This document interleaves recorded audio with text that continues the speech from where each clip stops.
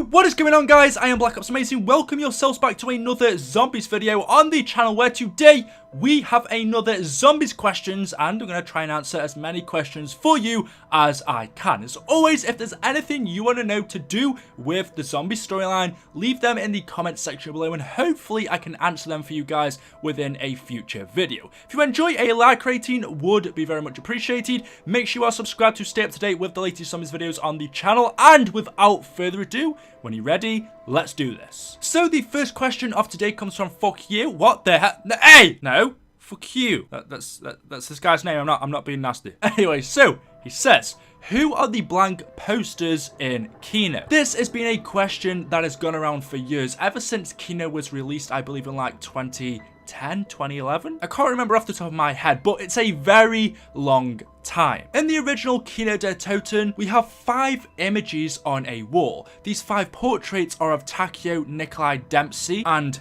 Richthofen, but notice that is only 4. I said we have 5, and the 5th one is a mysterious blank portrait. There is someone's silhouette there. It is a character, but who? We don't know. And even on Zombies Chronicles, when these portraits return in the new version of Kino, they are still the same. We have the same quotes, but nothing new is given to us. It's still a mystery. However, when you go up to these portraits, our characters do say some very interesting things about them. If you go up to the blank portrait as Dempsey, he will say this. Hey, look! It's nobody! Nikolai will say this. Hey, someone stole the image from this picture. Takeo's is the most interesting. He says, maybe what was is no more, but shall be again. Maybe what was is no more, but shall be again. And then Richthofen says this. This one didn't photograph so well. Now, as for the other portraits, the characters do say quotes. They're not really very interesting or don't give us any information as to why they are here. However, you can see that Richthofen's portrait is a little bigger than the others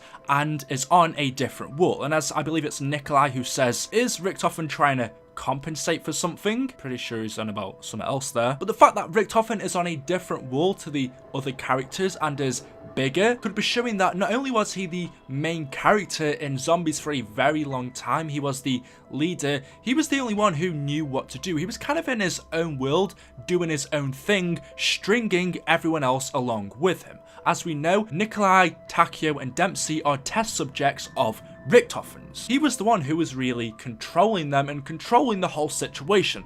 That's what I think that could be showing. But the main question is here, first off, why are these portraits here? How are they even here and what do they mean? And the second one is, what is the 5th blank portrait all about? So talking about the first topic, why are these portraits even here? Simply, we don't know. How do we have our 4 characters, Takeo, Nikolai, Dempsey, and Richthofen, pictured in Kino der Toten? First off, Richthofen, before we came with the crew, had never even heard about Kino. He's never been here. So he wouldn't have put these portraits on the wall, and I doubt that anyone else would have put portraits of him on the wall. It's just weird. Richthofen is a scientist working in Group 935. Not really a leader, not really important, or at least he wasn't, you know, an authority over anyone else. So why would he have been pictured in a facility that he'd never even been to? Plus, Takeo, Nikolai, and Dempsey were all test subjects. Again, never been to Kino before this. So why portraits of not even Richthofen, the other characters, are in Kino is a mystery, since we know Richthofen didn't work here. And then as for the blank portrait, now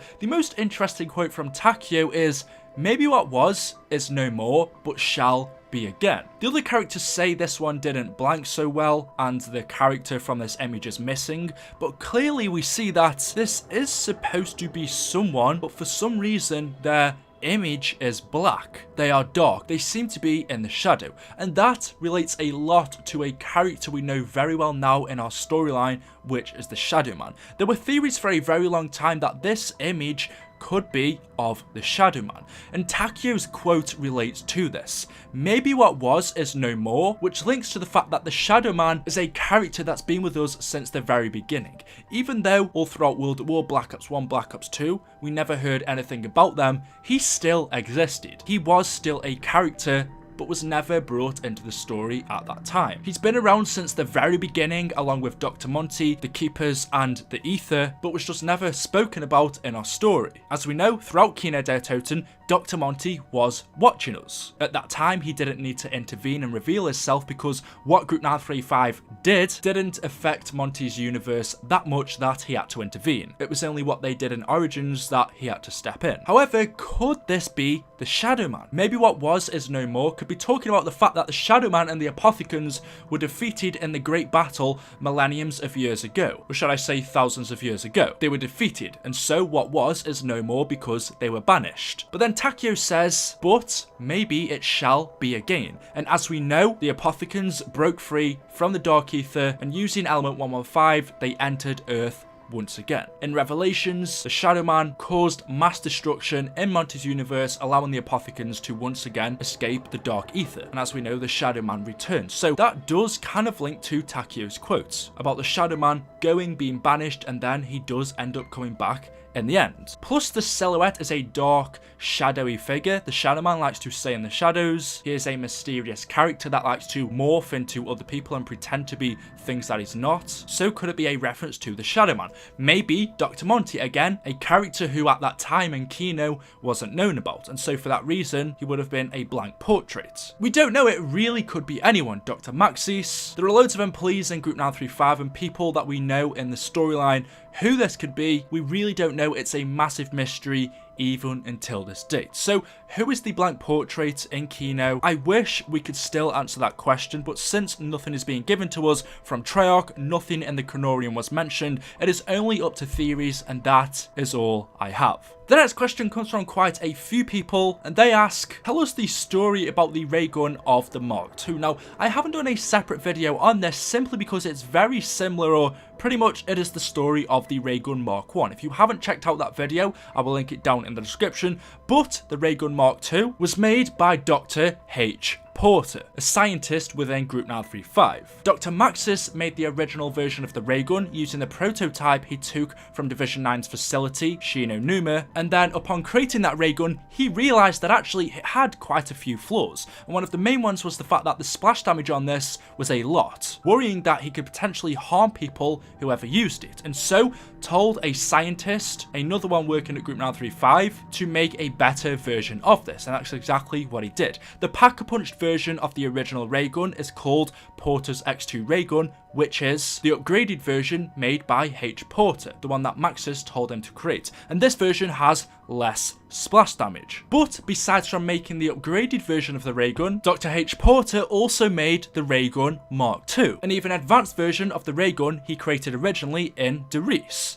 As we know, not only did he create the ray gun Mark I, the upgraded, and the Mark II, but he also created the Porter's X2 Zap gun, which is the pack-a-punched version of the wave gun from Moon. So Dr. H. Porter was involved in a lot of the creation of weapons to do with Group 935, the ray gun Mark I, the upgraded one, the ray gun Mark II, and the upgraded version of the Zap guns from Moon. The next question comes from Dark Dragon 1290, and this person says, didn't they say Primus will fail? Did they fail, and if so, when? This is a very good question.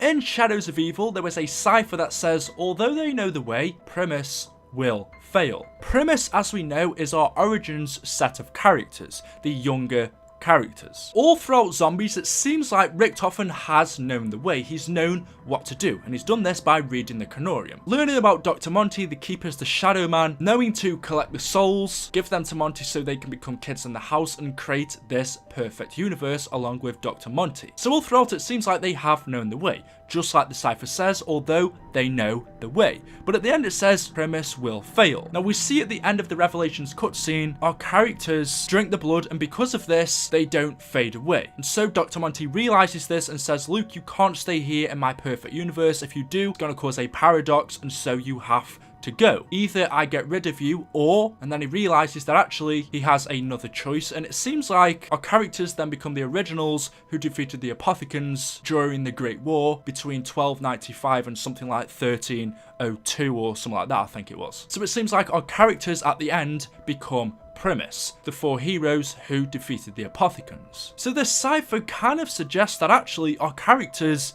failed. Although the ending doesn't seem like a failure, I mean, our characters in the end, they get to live, whereas they were supposed to die, and then although they can't stay in Monty's perfect universe, they get sent back to become the 4 heroes. But apparently, according to the cipher, that's a failure.